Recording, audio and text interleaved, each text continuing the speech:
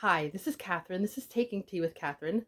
This is an herbal tea from Yogi Teas. It's a stress support with clementine, and I just find these type of teas are just great for this time of year. It's a little cold. It's nice to have something calming and healthy. So, not at all anything to do with discussion today, really, but I am doing one of my chat tea times because I thought there's a subject that I talk about sometimes here, but I thought I'd just do a little more in depth, not super in depth, um, but just my own chatty version of it. And I might talk about this subject in further videos as well. Who knows? But I'm going to talk about the bookshop, the big bookshop, Barnes and Noble. So this won't be like a major history of Barnes and Noble. There are great resources online that you might be able to find where they got their start, how long they've been around. They've been around for a long time, but just they existed kind of in a different form over the years. But mainly I'm going to talk about Barnes and Noble as I've known it in my lifetime. And I'm not really going to get too far into economics because it's probably not my wheelhouse and I don't want to, be incorrect. I have kept a little bit of an eye on things over the years just because it's interesting to me. I used to keep track of how their stocks were doing when they were public and everything. And I still don't really understand the stock market. So I'm not going to get too, much into that. But I thought I should talk a little bit about one of the most well-known bookshops in especially the United States, and probably some parts of outside, internationally. So it's going to be mostly a slightly more American-centric discussion, and also even more so a New York discussion.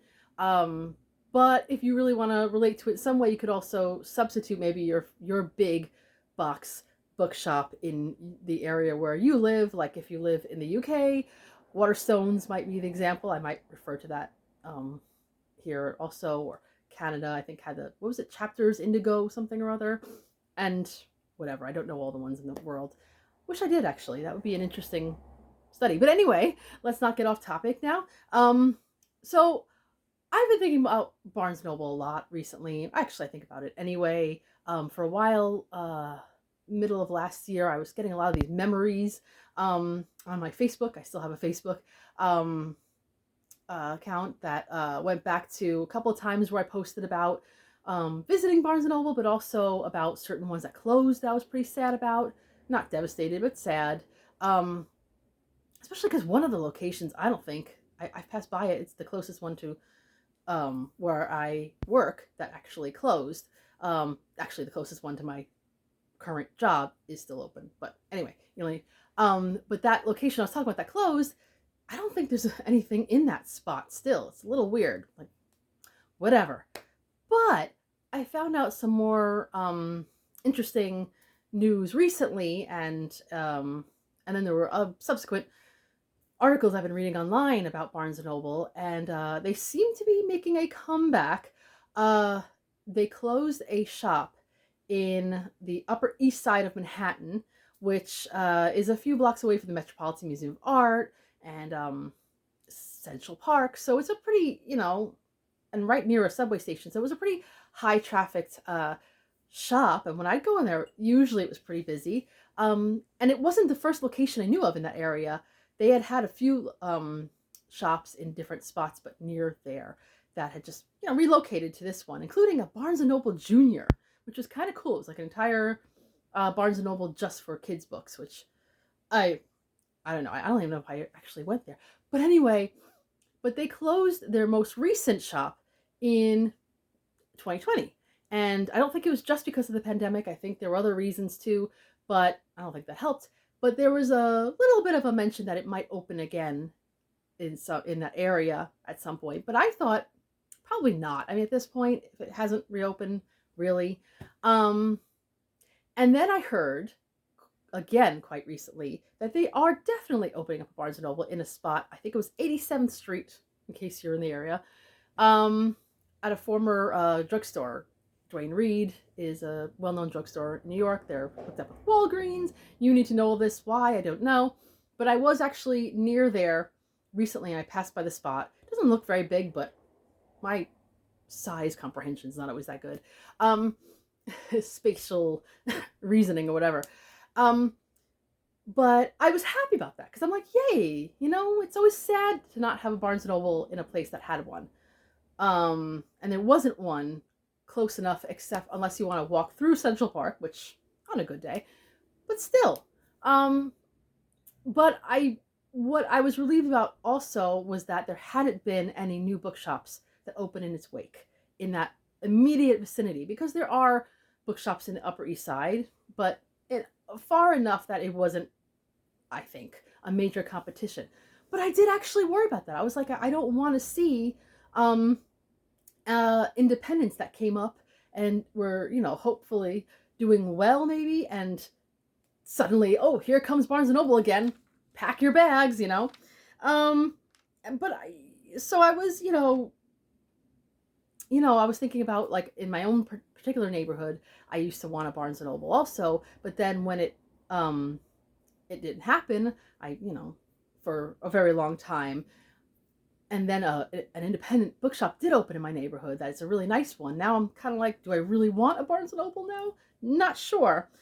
And the hesitation comes from, I think, a good place, because, and it is an additional hesitation now that I've heard that Barnes and Noble plans to. There's a recent article that I read, I think on Book Riot, that said that Barnes and Noble plans to open, I think, 30 more stores in the United States, which doesn't sound actually like a lot if you think about the United States as a whole, but still, it can be depending on where it opens. Like, I'm happy about that, but I was thinking about what Barnes & Noble has meant over the past decades. And when I was a kid, it was one of the chains. I didn't go to bookshops that often as a kid because we mostly went to the library. Still recommend. We weren't big book buyers. We did always have books that we owned in the house. It just wasn't a major thing for us. But Barnes & Noble was like Walden Books, B. Dalton, and other similar chains that I would go to, and they were all kind of the same to me. And then sometime when I was a teenager, they expanded in ways that was like unprecedented, and Borders came around the same time to do a similar thing. I still miss Borders. But so instead of just being a chain of bookshops that was recognizable and pretty popular, well known in New York and other parts of the United States, it became a superstore. It became this often multi-floored, and if not multi-floored, just a big, big sprawling space with a cafe, which was my thing, of course, and a big newsstand and a great section for kids. And, sounds great, right? But then, of course, I didn't think about it as a kid or as a teenager. And there was that movie, You've Got Mail, that kind of went into it a little bit. But in recent years, I have learned more about the older bookshops that existed near those new locations that had to struggle, many of which had to fold. Bookshops have always struggled. It's not easy to make a living as a bookseller, or at least a good living. And in places like New York, it's probably even harder with real estate being as it is, and probably as it even was. But there's a lot of stories by people, usually a good 10, 20 or so years older than me, but of having these great mom and pop, as they say, non-chain, independent bookshops, used bookshops too, but especially ones that sold mostly new books, because that was where Barnes & Noble mostly came, to be really big. There was at least one used Barnes & Noble bookshop that I knew of for college students, etc., but mainly brand new books, not new releases only, but new books. But anyway, so it was a major problem. They were all these cute, or not always cute, that sounds like demeaning, but really decent bookshops, sometimes a little more genre focused, or age focused, whatever, like the movie The Shop Around the Corner. Is that what it's called? I think it was called that. I don't know. I could be wrong about that. That might just be the movie it was based. Anyway, I'm tangenting a lot today. But when a big Barnes Noble would come, probably Borders too, suddenly these places couldn't compete they could usually undersell them or undersell them, I think it is. Offering books at lower prices, and they just had a big variety. And of course, it was a shiny place. So then, when you would see later on Barnes and Noble starting to have trouble because of places like Amazon coming through and really giving them a run for their money, there were some people, of course, that would feel sad about, Barnes and Noble having trouble and maybe their local Barnes and Noble closing. But then there were a lot of people who were like, oh, karma, you know what I mean? They were trampling on us. Now they're being trampled. Now they know how it is. I mean, I suppose, that could be the case. But for me, I didn't see this. I didn't see this struggle. For me, Barnes and Noble was a great place. Um, and it was okay. One of the things, as a person like me, of course I liked books and I liked the journals. I still buy a lot of probably I shouldn't buy so much of them when I go. Not that I constantly go and buy this, but when I visit Barnes and Noble and want to buy something, I often buy like blank books, notebooks, journals, stuff like that, more even than regular books. But over the years, this was just a place to just spend a lot of time. And the cafe thing, I know that there are independent bookshops that have cafes, of course, but Barnes and Noble at the time when they were opening all these places, now suddenly they were almost all, not all, but many of them were going to have these cafes. And as someone who was just learning about what I like, and what I liked was books and tea or coffee, but tea especially, and of course a cat maybe, but that you probably couldn't have, New York. You can't have a restaurant of any kind or selling food or anything and a pet in a shop. So can't have it all, but still. And bathrooms, let's face it, bathrooms are always great, and most, Barnes and Noble tends to have available bathrooms, for good or evil. That's still a pretty great thing. And so to me, it was a nice shiny thing. I didn't want to see any other bookshops close, but I didn't know too much about that being a problem. I did know one thing, and this was not related to people being messed up or any problems that people in the bookshops were doing, anything that they were doing to me personally, but I did have some forms of social anxiety. And one of the main ones was I didn't like being watched too much. Not that people were watching me too much in bookshops, but I thought maybe I was. I actually got followed a lot as a teenager in shops. Maybe I don't fit the whatever, but I did walk funny. So maybe that was a problem. And I used to have usually a big bag or something. I suppose, whatever. I never lifted anything, but, and it wasn't because people were asking me if they could help me, but that actually wasn't what made me nervous. What for me, you may not realize this if you see that I have this whole channel talking about things that I'm interested in, including tea, including some of my favorite, bands or whatever, any kind of subject that I'm rather obsessed with, like history, whatever. Talk about London a lot, the things that I like.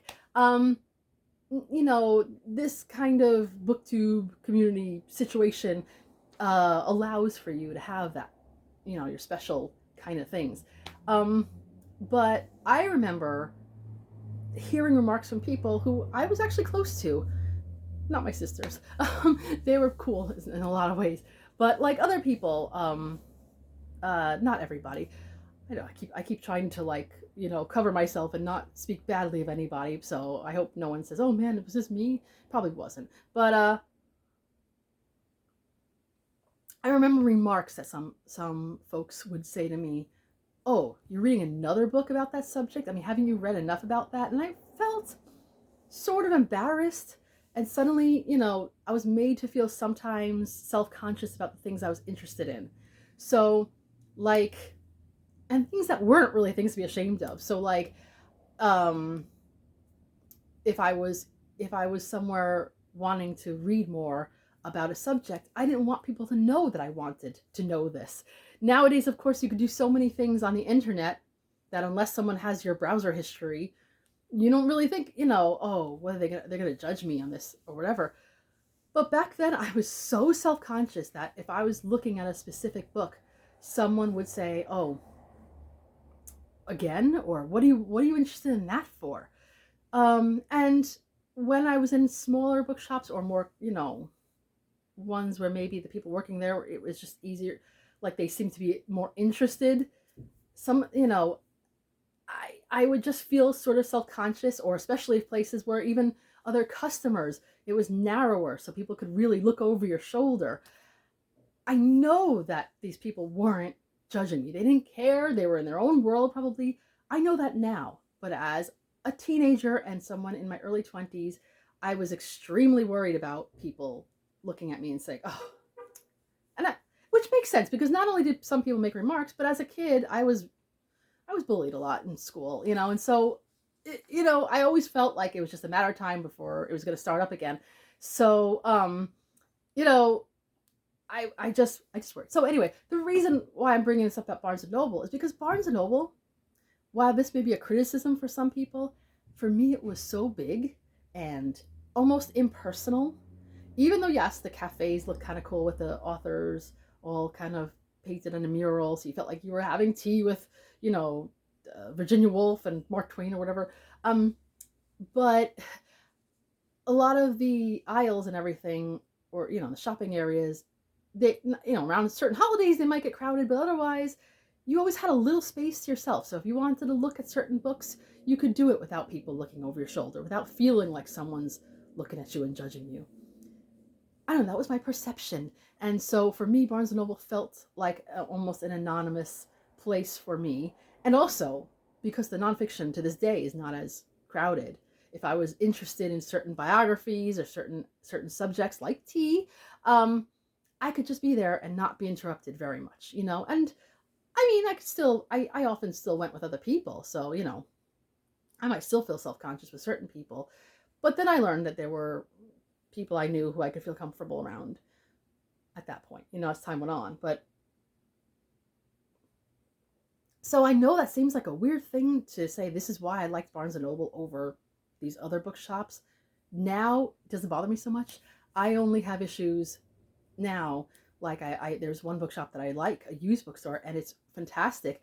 Um, but it's very narrow. And it's not that I worry about people looking at what I'm looking at anymore. Now it's just I hate the feeling of being crowded and having people breathing on me. And this was before COVID or anything like that. So yeah, the feeling of anonymity, the feeling of whatever may not be the greatest selling point nowadays, but for me, yes, I would have chosen Barnes and Noble over a lot of other places, strangely enough. So now, all things considered, I kind of feel like if I were to say, what is your favorite chain bookstores or bookshops, I would say Waterstones, just because, well, maybe because I associate with my trips to the UK, but also because I just like the way they're set up and I like their selection of books and everything. Um, I don't, I have only been to like one of their cafes once, so I can't really base it on that. Um, but in the long run, I know that the people who have, I hate to use the word saved because that sounds kind of high and mighty or whatever, but the business people behind bringing Waterstones back to a more successful chain, whereas they were faltering a little a number of years ago, are the same people that a few years back were taken on by, by Barnes and Noble, or Barnes and Noble, maybe it was purchased by them or whatever it's called. No, something like a hedge fund. But the main name behind this is a guy called, I think his first name is James. I'm not sure if I'm completely right because I always forget. But the last name I remember is Daunt, because he also has that name is our bookshops in England, and I've been to one or two of them. They're pretty great. But he was the name behind the Waterstones bringing themselves back to a more successful level, making them a little more locally appealing, like not just having a standard, like every shop has to have the exact same setup and the exact same books, whatever. So I see that he's bringing some of that to Barnes and Noble, which means that maybe that will help them be more successful. There are certain changes, and some of them aren't always liked by some people. I hear that some newer authors or whatever are having a little trouble. Certain books are not being featured as much or being bought as much, but it is, after all, a business. I mean, my biggest issue, of course, was when they took away all the seats, the couches, whatever. Now, if you want to sit, I think you have to sit in the cafe and order something, which, I understand, but I still feel kind of like, I know they did that because some people were just spending way too long and making messes and stuff like that. I'm not going to say because they were this kind of person or that, because, people want to stay homeless or whatever, are doing it. Sometimes it was a case, and sometimes it was just people who were being inconsiderate. So don't, blame one group of people. But, yeah, so it's not as cozy to me as it used to be. And I know that sounds like I'm contradicting myself, talking about all the anonymity and stuff. It still had a combination of both, like you could find a chair and you could bring a stack of books with you and kind of relax with them or whatever, and still kind of be on your own. But I take the changes as it can, because to me, if they just keep certain things in place because people liked it, but the people who liked it aren't really spending the money. I mean, money sadly is the driving factor toward these places. I mean, I can't complain when a shop closes if I haven't been supporting them in a long time. What am I going to say? Oh, how dare they close? Well, where's my money? You know what I mean? So they're a business. They have to be successful. Yes, I want them to appeal to readers, but they have to keep going. And I would rather there be physical bookshops in existence than not, personally, because I still can go to them, I do also like that there's a lot of accessibility online and through digital books and everything. Barnes & Noble also kind of had to embrace the whole Nook thing for a while. They had a whole big section, which is much, much smaller now, because I think that they, are focusing more on physical books now, which I'm kind of glad about. But I can go on and on about digital reading and stuff, but that's not what I'm here for. The real thing, and this is where I want to hear your words in the comment section, and I'll try not to procrastinate and getting back to you as much as I do so much lately. Actually, this is really nice tea for an herbal tea, but I really want to know, because I feel still sort of conflicted. Yes, I want to support independent bookshops, and New York has gotten a lot of new independent bookshops in the past few years, which I'm happy about. So I want to support them, but I don't want to feel I'm doing something wrong if I'm shopping in Barnes & Noble. And no one has personally told me I'm doing anything wrong. But every once in a while you hear people say, you got to support the indies, and I want to. I want everybody to succeed, but I don't really want to lose Barnes & Noble either. So I kind of want to know what you all think. If you have, say, if you are someone who goes physically book shopping, for instance, or even browsing, if you have a Barnes & Noble and Independence nearby, do you choose? Which one do you choose? Do you have strong feelings about this either way? Like when I went to visit my sister in Chicago, we spent almost every day, I think, going to bookshops, and most of which we did independent bookshops of some sort. And then the one of the last days we were there, we finally popped into a Barnes & Noble, and it was nice. It was like pretty much Barnes & Noble, but I didn't get anything there, whereas I got things in the other shops, pretty much almost all of them. Right? But then again, what I got was mostly used books. So yeah, so what I'm saying, I'm going to repeat again. I know I'm over repeating myself, but if you have to choose between independent bookshops and Barnes & Noble for new books, you know what I mean? For books that are not used books, is what I mean. What would you prefer to choose? And don't feel bad for your reasoning either way, because your reasoning is yours. Okay, so I've been kind of blathering on about this, but it is a concern. It is a thought. It's not like keeping me up at night, but it is just something I've thought about. I don't want, I don't want to lose my BNN, but I also don't want to lose the nice different places that have cropped up in my area.